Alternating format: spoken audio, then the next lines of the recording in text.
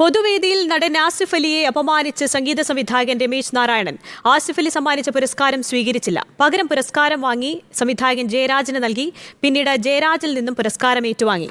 MTയുടെ തിരക്കഥയിൽ ഒരുങ്ങുന്ന ആന്തോളജി സിനിമയുടെ ട്രെയിലർ ലോഞ്ചിനിടയിലായിരുന്നു സംഭവം. സമൂഹമാധ്യമങ്ങളിൽ കടുത്ത വിമർശനമുയർന്നതോടെ രമേശ് നാരായണൻ ആസിഫ് അലിയോട് മാപ്പ് പറഞ്ഞു. MT കഥകളുടെ ആന്തോളജി സിനിമയായ മനോരഥങ്ങളുടെ ട്രെയിലർ ലോഞ്ചിനിടെയാണ് സംഭവം. രമേശ് നാരായണന് പുരസ്കാരം നൽകാൻ സംഘാടകർ ക്ഷണിച്ചത് ആസിഫ് അലിയെ. ആസിഫിൽ നിന്ന് പുരസ്കാരം സ്വീകരിക്കാൻ വിസമ്മതിച്ച രമേശ് സംവിധായകൻ ജയരാജിനെ വിളിച്ചുവരുത്തി പുരസ്കാരം നൽകി. ശേഷം ജയരാജിൽ നിന്ന് പുരസ്കാരം സ്വീകരിച്ചു.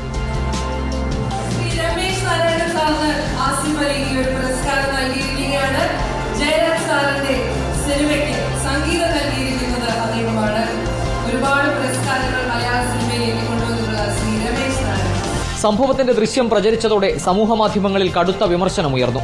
അതോടെ ആസിഫ് അലിയോട് മാപ്പ് പറഞ്ഞ് രമേശ് നാരായണൻ രംഗത്തെത്തി. ആസിഫ് അവാർഡ് നൽകാൻ വന്നതാണെന്ന് മനസ്സിലായില്ലെന്നും അപമാനിക്കാൻ ശ്രമിച്ചിട്ടില്ലെന്നും വിശദീകരണം. അപ്പോൾ അങ്ങനെയുള്ളവർ എന്നെ ഇങ്ങനെ തെറ്റിദ്ധരിക്കേണ്ട ആവശ്യം ജനങ്ങൾക്ക് എന്നെ അറിയില്ലല്ലോ. ഞാനിങ്ങനെ കയറി കൂടുതൽ സംസാരിക്കുന്നില്ല, ഒരു കാര്യത്തിൽ ഇടപെടുന്നില്ല, എല്ലാവരും സ്നേഹിക്കുന്നതെന്ന് മാത്രമേ ഉള്ളൂ. ഒരു വർഗീയ രീതിയിലുള്ള ഒരു ചിന്താഗതി ഇവിടെ ഒരിക്കലും കൊണ്ടുവരാൻ പാടില്ല. എനിക്കതേ പറയാനുള്ളൂ. ആസിഫ് അലിയുടെ അടുത്ത് ഞാൻ I M so sorry Asif Ali, ഇങ്ങനെ അങ്ങനെ തോന്നിയിട്ടുണ്ടെങ്കിൽ ഐ എം വെരി സോറി. മലയാളത്തിലെ പ്രധാന അഭിനേതാക്കൾ പങ്കെടുത്ത പൊതുവേദിയിലാണ് രമേശ് നാരായണൻ ആസിഫ് അലിയെ അപമാനിച്ചത്.